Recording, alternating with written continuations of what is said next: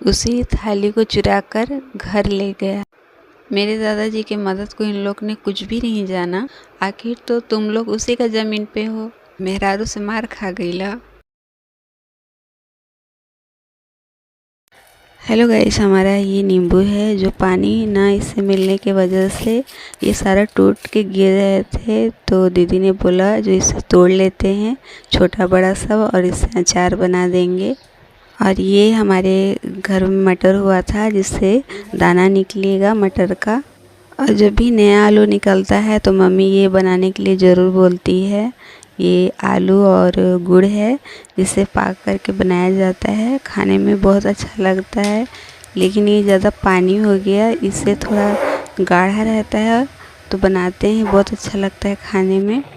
ये मिल्क है जो फट गया था तो इसे नींबू डालकर और फटा दिए और इस टाइप का छेना बनाकर इसमें थोड़ा सा चीनी डाल दिए जो खाने में बहुत टेस्टी लगता है और पराठे के साथ खाने में और भी ज़्यादा अच्छा लगता है पराठा। और ये खाना मुझे बहुत ही ज़्यादा पसंद है। उसके बाद चावल थोड़ा ज़्यादा बच गया था तो मैंने इसे फ्राई किया। आपका सादा चावल का जायका और भी ज़्यादा बढ़ जाएगा। इसके लिए पहले तेल में मिर्च डालिए, प्याज आलू और मटर डाल के और हल्दी डाल के इसे चावल डालकर फ्राई कर दीजिए। बहुत ही टेस्टी लगता है खाने में। एक बार आप ज़रूर ट्राई कीजिएगा इस तरह से। एक कहावत है, जिस थाली में खाया उसी में छेद कर दिया। लेकिन ये जो इंसान है इनके लिए सूट करता है, जिस थाली में खाया उसी थाली को चुराकर घर ले गया। अब वैसा ही हिसाब मेरे पापा के फुफेरा भाई का है। इन्होंने जो थाली में खाया उसी को चुरा कर घर ले गए। अगर आपके भी पापा का भगीना होगा और इस टाइप का होगा, सारी बातें सुनने के बाद आप 100 बार सोचेंगे उन्हें अपने ही गांव में बसाने के लिए। मेरे दादाजी का गुलट शादी हुआ था, यानी कि मेरे पापा के फुआ और मामा दोनों का शादी हुआ था। मेरे दादाजी अपना ही ज़मीन देकर उन लोग को अपने गांव में बसा दिए। मेरे पापा के जो फुफेरा भाई हैं वो मेरी दादी के भतीजा और दादाजी के भगना लगते थे। भतीजा के नाते दादी बहुत ज़्यादा उनको मानती थी, खिलाती पिलाती थी, दुलारती थी। और दादाजी भगना के नाते उनको बहुत ज़्यादा मानते थे। हम लोग के साइड भगना को बहुत ज़्यादा इज्जत दिया जाता है। ये जो थे ये माँ चाहे ये हम लोग कभी भी नहीं थे। ये अपने बड़े भाई का ही गुणगान गाते रह गए।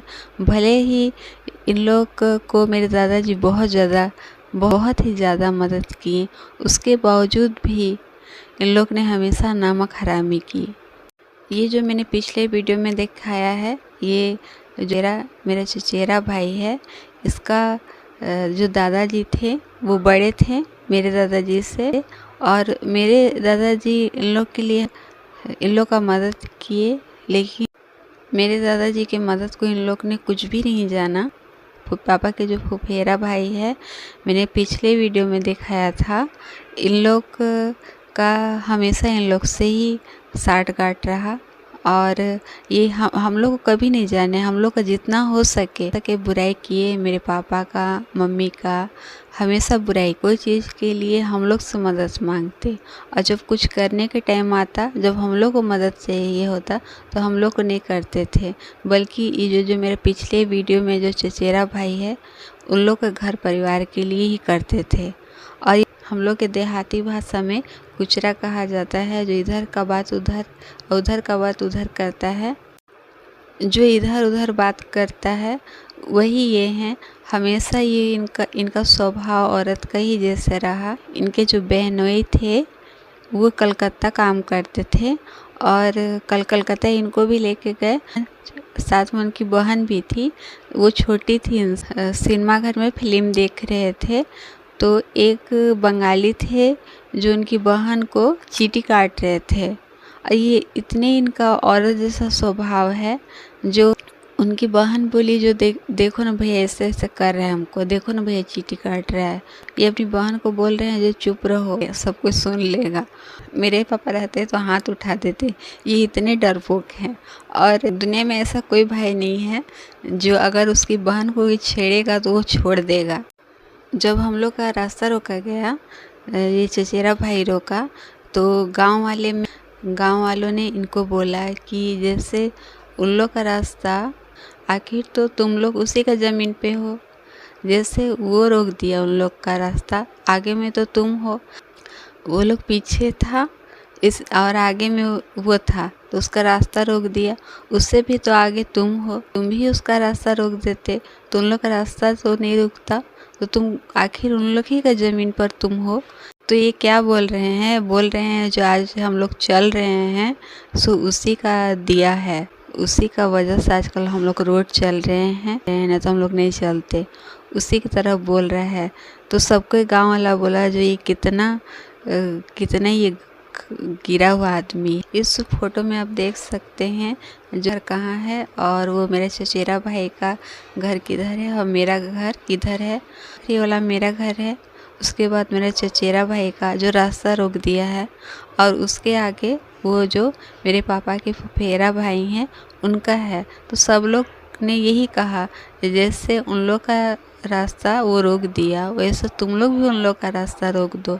ऐसे रुकेगा तो नहीं चलेगा, कोई रास्ता में नहीं चल पाएगा। कोई नहीं बोला जो ये कितना गिरा हुआ इंसान है, आखिर उन लोग की कहीं ज़मीन में है, लेकिन उन लोग से ही नमक हरामी कर रहा है।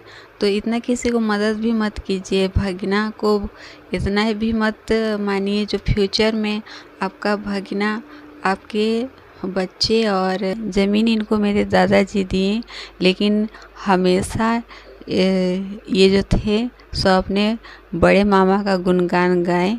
अब इनकी माँ भी, जब मेरे दादाजी के बड़े भाई अपने मेरे पापा के दादा दादी को निकाल दिए थे, तो मेरे दादा नया घर बनाए थे, उसमें रखे थे, और साथ में इनकी माँ को भी रखे थे, अपनी बहन को, लेकिन छाँव दिए, लेकिन इन लोग कभी छाँव देने वाले में से नहीं हैं। तो ऐसा भगीना को और घर में बसाने से पहले 100 बार सोचिएगा, क्योंकि फ्यूचर में आपके बच्चे और नात नातनी को डसेंगे। मेरे पापा खाने के बहुत ज़्यादा शौकीन थे, और जिस होटल में पापा खाते इनको भी खिलाते थे, लेकिन ये इन लोग हमेशा लेने जानते थे, देने कभी नहीं जानते थे। पापा को सेविंग करना था और उनके पास पैसे नहीं थे, तो इन्हीं से मांगे जो सेविंग करने के लिए मुझे पैसा दो। तो बोल रहे हैं, मेरे पापा से बोल रहे हैं जो जाओ गांव में भीख मांगो। तो मेरे पापा को भी लगा जो हम इसको इतना खिलाते हैं, लेकिन ये सेविंग करने के लिए हमको पैसा देने के जगह बोल रहा है जो गांव में जाके भीख मांगो। तब मेरे पापा को भी रियलाइज हुआ जो ऐसा आदमी को नहीं करना चाहिए, ये कोई करनी का नहीं है। और तब से मेरे पापा भी धीरे धीरे हाथ बांध लिए, खर्च करना उन पर करना बंद कर दिया। इनकी जो बहन है उनका शादी हुआ है, वहाँ पर 2 नदी पार करके उनका घर जाना पड़ता है। मेरे पापा को और ये दोनों गए थे, और उस टाइम में वर्षा हुई थी और बहुत ज़्यादा पानी आया था, यानी नदी आया, और मेरे पापा भी साथ में गए थे। पापा को तैरना नहीं आता था, और ये नदी को पार करके भागकर चले आए, और मेरे पापा नदी में डूब गए। मेरे पापा को वहाँ का अगल बगल का आदमी जो थे वो बचा लिए मेरे पापा को, और ये घर में आके चुपचाप बैठे हैं। दी बोल रही है जो कहाँ चल गया। मेरे दादाजी भी बोल रहे हैं पता नहीं कहाँ चल गया है जो नहीं आ रहा है, और ये चुपचाप वहाँ पर बैठे हुए हैं। सब कुछ जान रहे हैं लेकिन चुपचाप बैठे हुए हैं जो भले मर जाएगा तो मेरे को मानते हैं और मेरे को ही मानेंगे और गोद ले लेंगे। तो फिर उन लोग ने मेरे पापा को लेकर उन लोग आए जो लोग मेरे पापा को बचाए थे, और तो सबको फिर मेरी दादा दादी इनको खूब गाली देने लगी, खूब डांटने लगी। ऐसे लोग दुनिया में हैं जो आपका धन खाते हैं और खा के आपका धन खाएंगे और खा खा के बिल्ली के जैसे अंधा बनाते हैं, जो कोई नहीं रहे तो हम रहें और हम ही को मिले।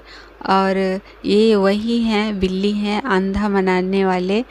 तो ऐसा नमक खाकर नमक हरामी करने वाला आदमी से बच कर रहिएगा, चाहे वो कोई भी हो। इनको हमेशा था, इनको इनकी माँ और इनको हमेशा था, जो इन लोग दोनों बेटी नहीं रहती, 4 बेटा है, जानती है, जो अगर इन लोग दोनों नहीं रहती तो मेरा बेटा को गोद ले लेता और मेरा बेटा को ही सब ज़मीन वमीन लिख देता। लेकिन ऐसा नहीं हुआ। जिसका जो औलाद रहता है वही उसी को सब मिलता है, चाहे वो बेटा हो या बेटी हो। तो ये हम लोग का सपोर्ट क्या करेंगे? इनको तो प्रॉपर्टी और पैसा चाहिए था, जैसे मेरे दादाजी देते थे उससे मेरे पापा भी दे देते। तो ये हम लोग की तरफ क्यों रहेंगे? ये उन लोग ही की तरफ रहेंगे। और ये सब कोई गाँव वाला बोला, जो कैसे ये हैं, कैसे बुराई कर रहे हैं। इन लोग को पिता नहीं है तो ये पिता के समान है, तो इनको खड़ा होना चाहिए साथ में। तो ये उल्टा बोल रहे हैं।